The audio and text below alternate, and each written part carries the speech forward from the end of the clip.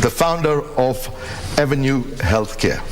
Welcome, Doctor. Thank you, Fayaz. It's a Great pleasure to have you on board the Living Legends. Thank you, Fayaz. It's a pleasure to be here, and I've seen you doing the Living Legends, so I'm really, truly humbled to be your guest.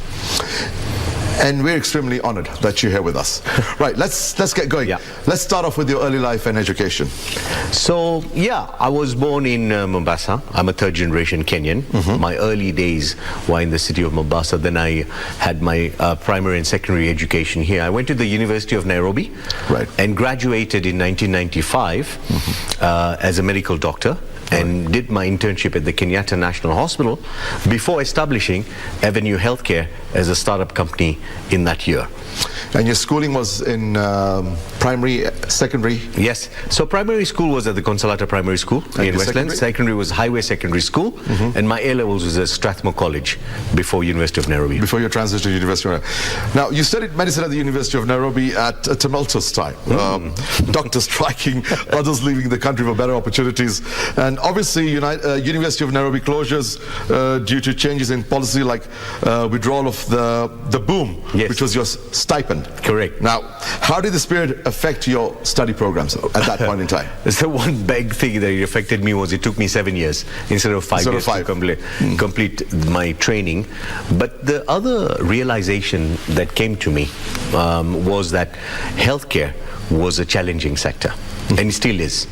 And we needed to balance the economics and provision of affordable healthcare. Right. I realized that payment for professionals, when doctors went on strike or nurses went on strike, was mainly because of the amount of pay they used to get. Yeah. The dialogue between public sector professionals and the senior officials was lacking, and dialogue between public and private was lacking. It was a huge brain drain in the 1992-93, right, when all these strikes were taking place. And the brain drain went on for another 15 years. It's reduced significantly at this time where we're getting more bilateral engagements in placement of nurses in UK. But you're right, in those days the amount of health professionals that did go to UK or US, many of them have established. Some of the doctors that used to work with me, a handful of my nurses and doctors are working and living in the US, having found jobs that paid them at least 3 to 5 times what they would earn here. What drove you to take a path of having a hospital compete with the likes of Agha, Nairobi and Mpisha hospitals? Big task. One fine day I was working at Kenyatta National Hospital, and a staff of my friend's company was there, and I asked him that maybe you need to move your staff to a private hospital to get surgery done quickly. He asked me only one question: where do you want me to move him? Nairobi Hospital?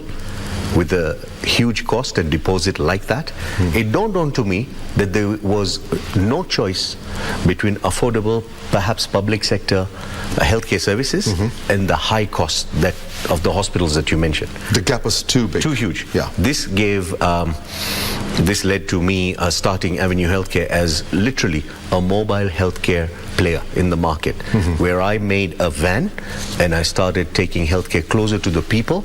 That van was decked with an examination couch and a pharmacy cabinet to take healthcare to corporates, large companies, large farms, and that's how Avenue began, with an in-house clinic. It was clearly that rather than having these patients come to the hospital, we will have a regular. It's extremely innovative. It was a new thing. Then the hospitals that you mentioned, Mpisha, Khan, Nairobi, weren't doing that. So in-house clinics was the beginning of Avenue, and we started a membership plan with a fixed fee. You could become a member of Avenue Healthcare. So there was a predictable cost by the finance managers of large companies. Right. So we became a membership plan, in-house clinic with mobile clinic with a base in Parklands for inpatient services. I was on First Avenue. First Avenue. Right, I remember that. How did it grow over the years? So, because it's spread. Yeah. Every year we set up one more clinic. So from a handful of staff in 95 in Avenue Healthcare, by the time it was the year 2000, 5 years on, we had 5 clinics already. And thereafter we continued putting clinic after clinic in different places in Nairobi. Then the first clinic was officiated by Najib Balala, who was the governor of Mombasa at that time. Great. In 2004. And then we went to Kisumu, which was another hub, when Shakil, who was the mayor. Yes. Shakil Ahmed was the mayor of Kisumu. So we slowly developed more clinics and moved from one hospital in Parklands to one in Kisumu, and now there's also one in Thakker. That was the real growth strategy. Put more facilities closer to the people. Rising costs, still affordable? Look, it's still a big challenge. If you ask anyone in Kenya, in fact, most people in Africa, they'll tell you private healthcare is still unaffordable. If you don't have insurance, to pay out of pocket really is a burden to households. And so many families slide into poverty because of unpredictable healthcare costs. So we've got a long journey, and that's really the quest under which I started the work outside Kenya. Fine. So you sold it then? Yes. After a spell of 15 years nearly? About 20. 20 years? Yeah. To a Braj Group? Yes. So me and my partners all felt that it was a good time to exit, and that exit was to a private equity that wanted to use Avenue as the platform and multiply these hospital beds across Kenya. Right. Braj Group was the one. Before Braj, it was Orios Capital. Actually, our discussion started with Orios, which then moved towards Abraj. And then Abraj had its tumultuous time. Share of issues. Went into liquidation. Then they sold it to a company called TPG, the Pacific Group, which is made out. And they're spreading like wildfire. They seem to be doing a pretty good job with their CEO, Imran Osman. They've put in a group CEO. They've got a really good professional staff now, and they've got investments behind the group. And you will see expansion in not only at the hospital level, but also at the clinic level, so that more patients across Kenya get services. That's the right direction. Yeah. Now, you took this concept to make healthcare affordable in the region through the East African Health Platform. Correct. Now, what are the highs and lows of trying to have a common approach to affordable healthcare? Now, I realized that the disease patterns in East Africa are similar. The GDP patterns are similar. And the communities are facing the same challenges in accessing private healthcare. So in Uganda, we created something called the Uganda Healthcare Federation. Right. Similar one in Rwanda, where we talked to all the private sector players that through partnership, you can have a good referral system through good supply chain mechanism and reduce costs of healthcare. And this has really worked. Uganda Healthcare Federation and other federations across Africa are now engaging government to change policies, reduce unwanted costs, as well as to network within private sector to improve quality of care and reduce cost of care. So this platform was purely for collaboration between players and between countries. And the issues that you face are common across the region? Across the region and across the continent. Even in the Francophone, French-speaking Africa, I'll tell you same. Very few people are insured. Many people are paying out of pocket for healthcare in Africa. So we literally need to start changing the health financing matrix of how healthcare is obtained in Africa. Now, this was later escalated to when you started Africa Healthcare Foundation. Now, what are the common areas of concern for Africa's healthcare, and how do you approach it given the cultural diversity of the continent? Look, I think for years also the pandemic told us and showed us the two or three big challenges. The first challenge is that we have only 3% of the health workforce in Africa, and yet we have 17% of the global population. Only 3% of the health workforce is in Africa. So we do have a very, very low... 1.1 billion across Africa. I would say 1.3, 4, it's still counting. Right. So we need to bridge that gap between the health workforce and the population. How are we going to do that? I think that the digital health era has now landed in Africa.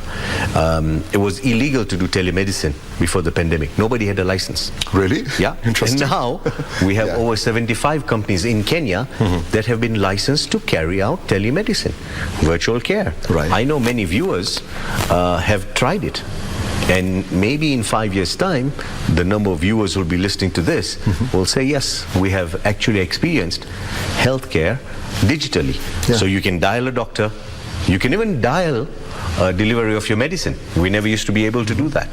In fact, have you had a test done at home?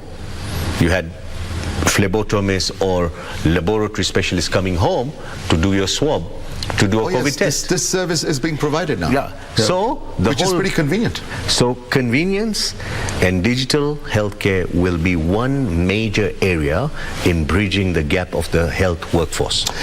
Digital is a big stride, and people will adapt to it.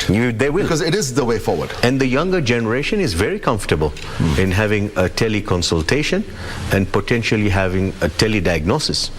So that's one common area that I've been seeing in Africa. Right. The second big area is the area of health financing. Universal health coverage is the UHC mantra that we hear in many, many countries. Yeah. In fact, parliaments across Africa, UHC is the buzzword. Can we get more people covered? Can we have people accessing healthcare without really going into pockets to pay for expenses? And that is where the state and private sector need to have a mixed formula so that we have everyone covered for at least basic services, and that will reduce the health. It sounds like a dream. Will it ever come true? Well, we have to carry on. Maybe the Agenda 2050. Yes. Now, what do you think of the government's contribution in terms of services at Kenyatta National Hospital with the introduction of NHIF? Correct. Has it made a huge difference? It has made a huge difference. You know, I'll still hear people complaining, and many viewers will have different experiences. But Fayaz, from the time I started 3 decades ago to where we are, the public health sector in Kenya, kudos to them.